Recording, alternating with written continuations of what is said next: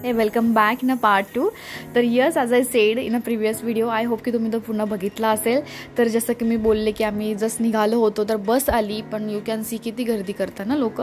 तर यस, आम्ही फायनली बसमध्ये बसलो. फायनली जागा पण छान मिळाली आणि यस मग आम्ही शेगावला पोहोचलो. आणि ते कंडक्टर खूप छान होते, तर त्यांनी खूप हेल्प केली ॲक्च्युली आम्हाला तिथपर्यंत पोचायला. त्यांनीच ऑटो पण आम्हाला करून दिली. तर हे आहे शेगावचं बस स्टॉप. तर आम्ही जेव्हा ऑटोमध्ये जायला निघालो तर तिथं आम्हाला जालन्याचे लोक मिळाले. तर येस, ते आमच्यासोबत पूर्ण दुसऱ्या मॉर्निंगपर्यंत सोबत होते. ॲक्च्युली त्यांनी खूप हेल्प केली. आणि येस, जेव्हा तुम्ही खूप पॉझिटिव्ह असतात ना तेव्हा ऑटोमॅटिक सगळ्या गोष्टी पॉझिटिव्ह होतात तुमच्याकडनं आणि ऑटोमॅटिक लोक तुम्हाला हेल्प करायला पण येतात. तर yes, try in your life की बी पॉझिटिव्ह. जेव्हा तुम्ही घरातून बाहेर पडतायत ना तेव्हा अफर्मेशन टाकून जा की तर त्याच्यानंतर मॅजिक बघू शकतात तुम्ही, जे की आम्ही अनुभवलं पर्सनली. तर ऋषीपंचमीच्या दिवशीच आम्ही तिथं गेलेलो होतो. तर खूप जास्त गर्दी होती, कारण त्या दिवशी गजानन महाराज यांनी त्यांची बॉडी व्हॅकेट केलेली आहे आणि त्यानिमित्ताने खूप जास्त भाविक भक्त तिथं आलेले होते. तर जेव्हा आम्ही गेलो तर विचारायचं कामच नाही की दर्शन किती वेळ लागलं असतं. 2 तास तरी लागले असते आम्हाला, बट फॉर्च्युनेटली आमचं दर्शन अर्ध्या तासात झालं. आय डोंट नो की हाव, बिकॉज ते जालन्याचे लोक ते नेहमी येत जात असतात की त्यांच्या मागे मागे आम्ही फक्त फॉलो केलं आणि दे टूक अस देअर. तर येस, आम्ही मंदिरात गेलो. खूप छान दर्शन, खूप छान झालं ॲक्च्युली. जवळून आम्ही बघितलं. तर ऑब्वियसली तिथं फोटो तर नाही काढू देत जास्त, but still I click their photos.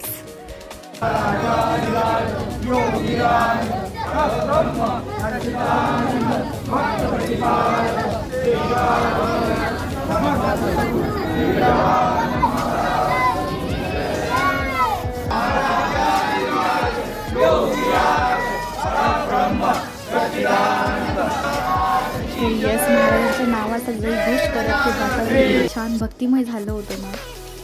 तर येस, गजानन महाराजांच्या विषयी थोडं जाणून घेऊया. शेगाव जे की बुलढाणा जिल्ह्यामध्ये आहे.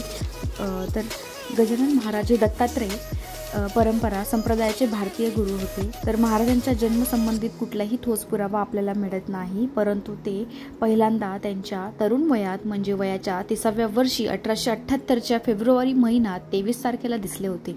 त्यांचे भक्त ही तिथी गजानन महाराज प्रकट दिन म्हणून आणि ऋषीपंचमी हा दिवस त्यांची पुण्यतिथी म्हणून पाळतात. गजानन महाराज हे आधुनिक काळातील थोर संत आहे.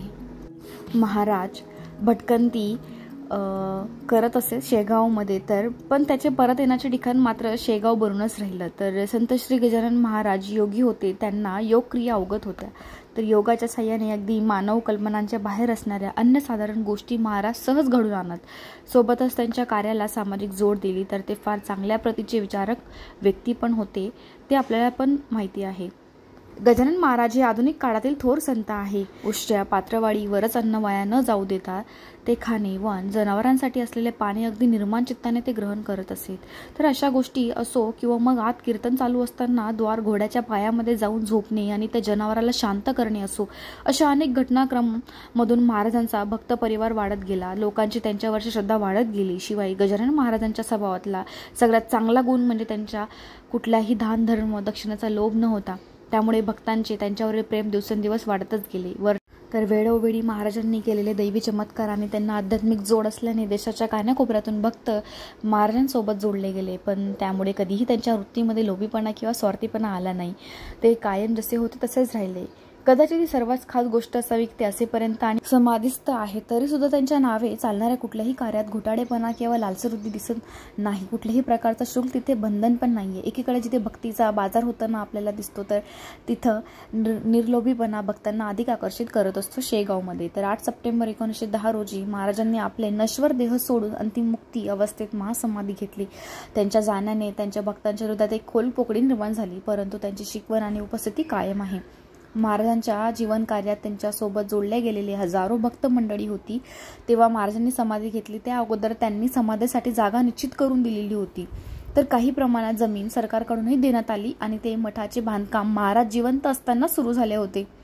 तर महाराजांच्या शिकवणीतून हे कार्य पुढे जात होते आणि त्यामुळे यामध्ये कुठल्याही प्रकारचे घोटाळे किंवा जबरदस्ती झाली नाही.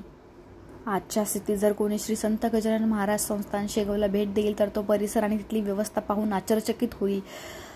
कारण हे काम इतकं छान पद्धतीने भव्य रीतीने चालवतात आणि तिथली व्यवस्था तर खूपच छान आहे, सगळ्यांना माहितीच आहे. तर आज महाराजांचे करोडे भक्त देशात तसेच विदेशात पण आहेत आणि त्यांच्याकडून लाखोची देणगी दर दिवशी संस्थांना दिली जाते. तर या कार्यामध्ये आरोग्यविषयक, शैक्षणिक, वृद्धाश्रम, गौशाला अशा अनेक कार्याचा समावेश आहे. शेगाव संस्थांबद्दल एक सर्वात कुतूहलाची आणि आश्चर्याची बाब सांगायची झाली तर तिथे होत असणारी स्वयंसेवकाची नेमणूक. एवढा मोठा संस्थानच्या परिसर आणि एवढे मोठे स्वामी कार्य नक्कीच हे भक्ती संप्रदायाचे कार्य आहे, कुठली खाजगी कंपनी नाही. तेव्हा हे कार्य इतके वर्षांपासून कसे चालत आहे याबद्दल प्रश्न तर येतच असतात आपल्या मनामध्ये. तर या अशा शेगाव नगरी तुम्ही एकदा नक्की भेट द्या. तर यस, आफ्टर म्हणजे आम्ही दर्शन घेतल्यानंतर आम्ही भक्तिनिवासकडे गेलो. बट ऑनेस्टली स्पीकिंग गर्दी खूप असल्यामुळे सगळं बुक होते. मग आम्ही प्रायव्हेट गेस्ट हाऊस बुक केलं. देन आम्ही सामान ठेवला. मग आम्ही आलो बाहेर जेवणासाठी. मग यस, शेगावची कचोरी तर आम्ही ती ट्राय केली, कारण की जेवण आमचं दुपारी फुल झालं होतं. सो इव्हिनिंगला आम्ही फक्त कचोरी खाल्ली.